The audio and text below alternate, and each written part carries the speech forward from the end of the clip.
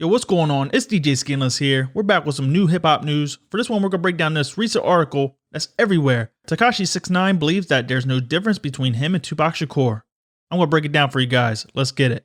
Alright, so we got this article here on the ladbible.com, and this goes on to say that Tupac Shakur is widely regarded as one of the greatest rappers of all time. Some even reckon that he's the greatest. But a new name is seemingly trying to muscle onto that list, as he reckons he's right up there with the legendary Tupac.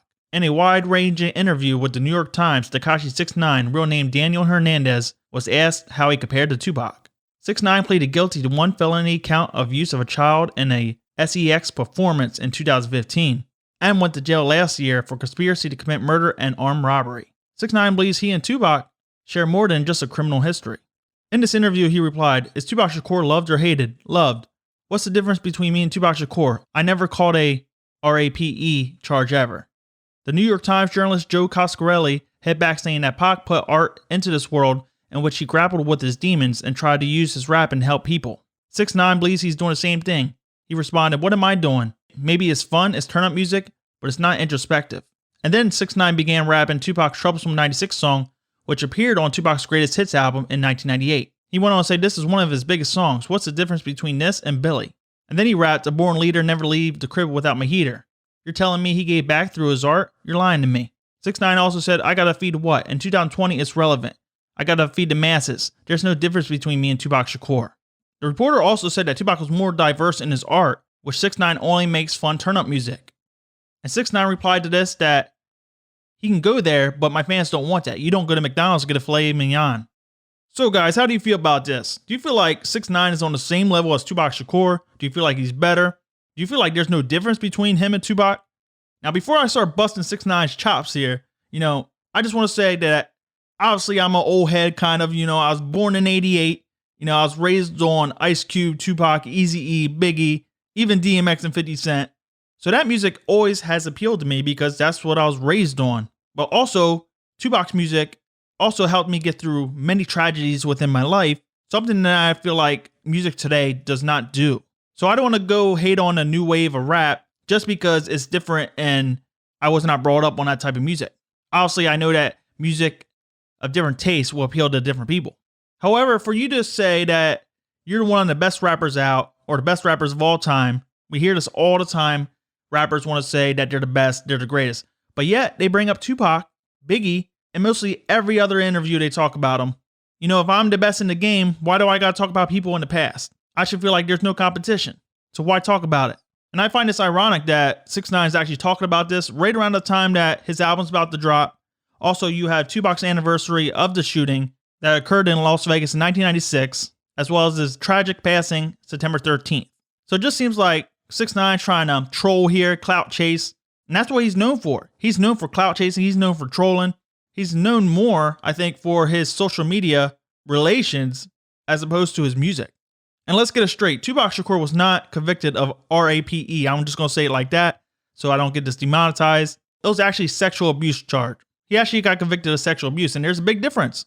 And if you did your due diligence and you checked up on Tupac's interviews, you would know that this woman that Tupac was involved with, he had consensual sex with before this even transpired. And you would know that Tupac was asleep while this woman had relations with other people of Tupac's entourage. But the only reason that Tupac got a charge is because he was the famous one within that posse. And here's a clip of here, Tupac Shakur talking about this charge.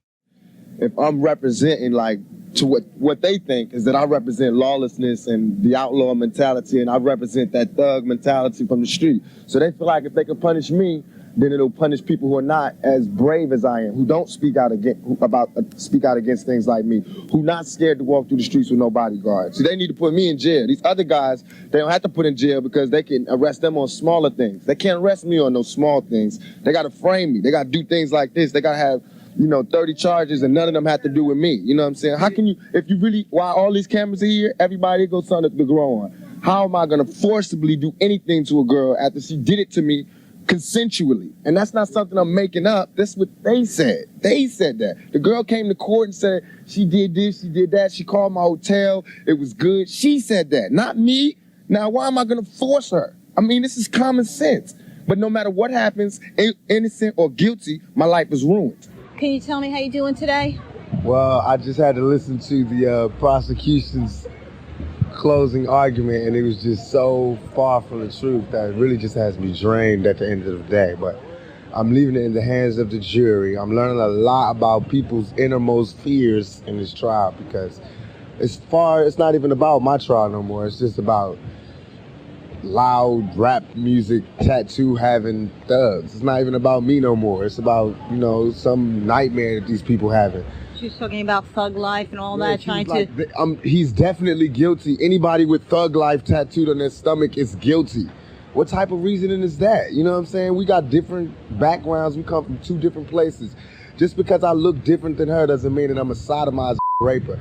They've said it in the... I can't understand why it's this close. They talking about there's no evidence that I ever sodomized her, even though you put that all over the paper. And every time they take a quote out of this courtroom, they take a quote from out of her mouth, which is, you know, the stuff to put me in jail. It's nothing that's been true. I just want print the facts so everybody can sort it out. My life is ruined because nobody has a chance to get the facts. And the fact is that there was no found. No found, no forcible entry, no entry into the no nothing, none of that. You know, and no fingerprints on the gun. No fingerprints on the guns, you know what I'm saying? The only time ever there was an act of sodomy, she admitted she did it to me. I should be, you know, putting charges on this girl who sodomized me on the floor of a dance club.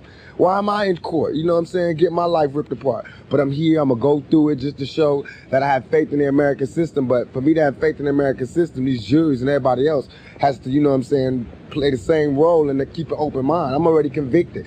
My whole life has been turned around. I lost every job, I lost everything, every opportunity. I can't get buy cars, can't get rent, can't get none of that. But I'm still a survivor, you know, I'm still coming to court, still smiling, still signing autographs. But soon I'm gonna go crazy, you know what I'm saying? And it's up to the world, you know, America eats its babies. No matter what y'all think about me, I'm still your child, you know what I'm saying? You can't just turn me off like that. So I find this to be very different than, you know, talking to 13, 14, 15-year-olds like 6ix9ine was doing. Tupac didn't need to do that. Tupac was getting around with famous people such as Nina Hartley, Heather Hunter. If you don't know who that is, you better Google that shit. Jasmine Guy, Kadada Jones, Madonna. You think he had to mess with some 13, 14-year-olds? Hell no. That's the difference. Also, I want to make clear that this dude said that Troublesome 96 was one of Tupac's most well-known songs. That's not true.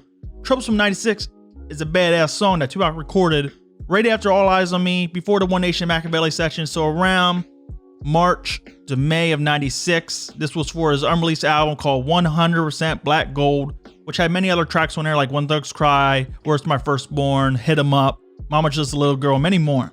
And this album just got scrapped because Tupac was recording so much. And this song got released in 1998 on Tupac's Greatest Hits album, but I don't think it's one of his most well-known songs. His most well-known songs are Life Goes On, Dear Mama, Keep Your Head Up, Brenda's Got a Baby, How Long Will They Mourn Me, Thug's Mansion, I Wonder If Heaven Got a Ghetto, I Ain't Mad at Ya, Only God Could Judge Me, Hold Your Head, To Live and Die in LA, White Man's World, Until the End of Time, Ghetto Gospel, and Changes. And what do all these songs have in common? Well, I'll tell you what, they're all inspirational, motivational songs that have a story to it. A song like Gooba does not have a story to it. It's all fun turn-up music.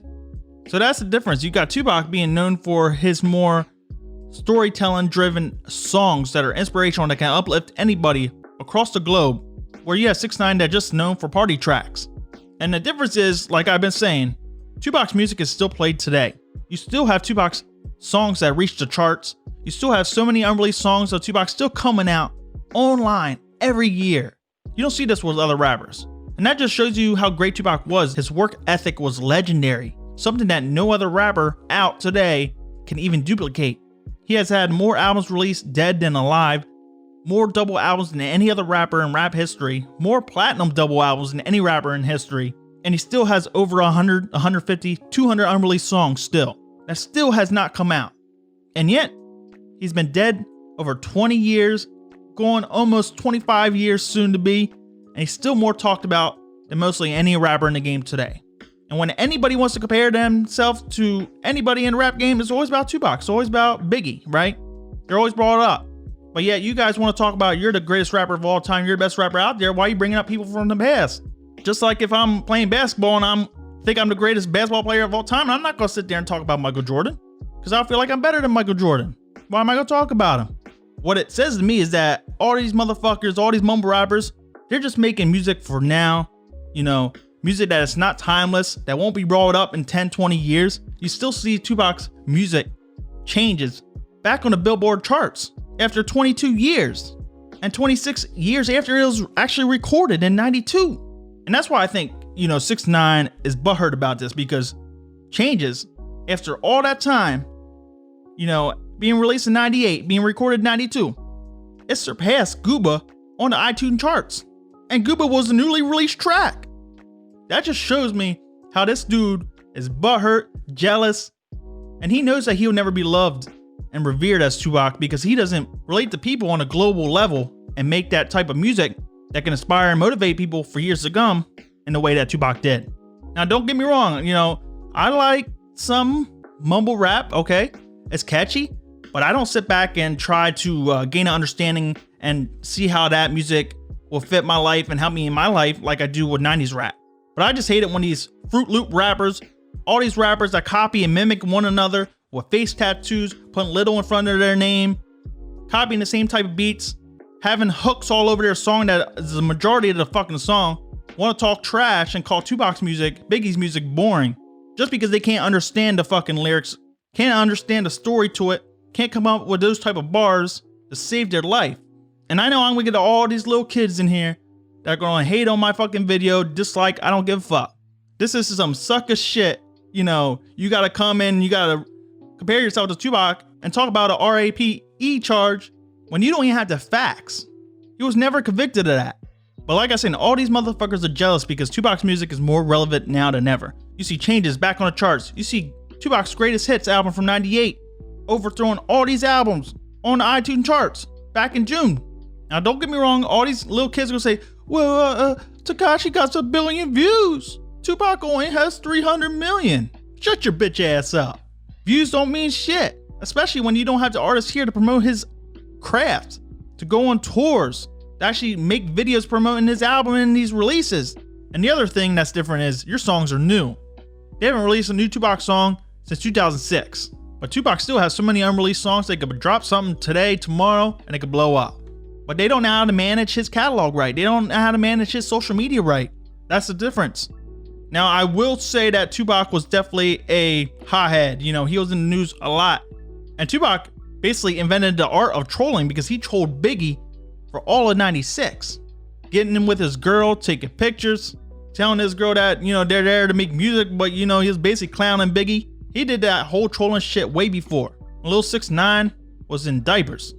So I will give you that in that regard, 6ix9ine comes close to Tupac's presence, you know, as a master troll and being caught up in the news all the time. But Tupac definitely was not a sellout. He would not snitch on you. He would not throw you under the bus. And he was the type of dude that will take a rap for anybody. You can just check out this video I did with DJ D-Nice and Tupac on my Scandalous Talk channel, where Tupac took the rap for something that occurred in the club way back in the day. When Tekashi 6ix9ine says that Tupac's music does not help people, that's a lie. I see so many people come in my comment sections and say that this song got them off drugs, this song helped them get through the passing of this person, their loved one.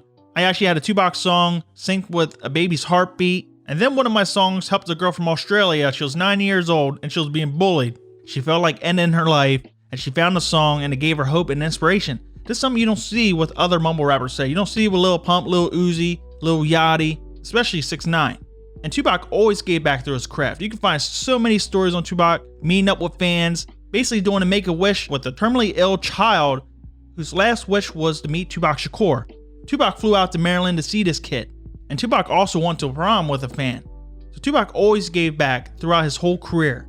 And this always has been something that's been overlooked by casual fans and the media. Also, guys, be sure to check out my Changes video I have on my DJ Scandalous channel, where I talk about Changes actually overthrowing the Gooba song and I break it down. Let me know your thoughts on this whole topic. Let me know if you think 6ix9ine is just like Tupac. Do you feel like he's just another rapper that's trying to get hype off of Tupac? Because like I said, no one's going to be playing 6ix9ine's music that he records right now 20 years from now. You don't see anyone playing hardly any of 6ix9ine's tracks from 2016, 2015. And that's because these motherfuckers don't make timeless music. You still see people playing Keep Your Head Up, Brenda's Got a Baby, or Biggie's Big Papa. You see that all the time. So 6ix9ine, stay in your lane. Talk about shit you know about, because you don't know about Pac. he don't know about his story, and get off his nuts. You know, if you're the best, why you gotta talk about it? And I find it as an insult to Tupac in his whole life that you want to come out and say he was convicted of something that he wasn't convicted of. And if you know history, boy, a lot of people associated with Tupac ain't here no more. So you best check yourself before your ass get capped or clapped. We already know it got clapped. Alright guys, so that's it for today's video. It's your boy DJ Skandalous, your favorite DJ's favorite DJ, and we out. Deuces.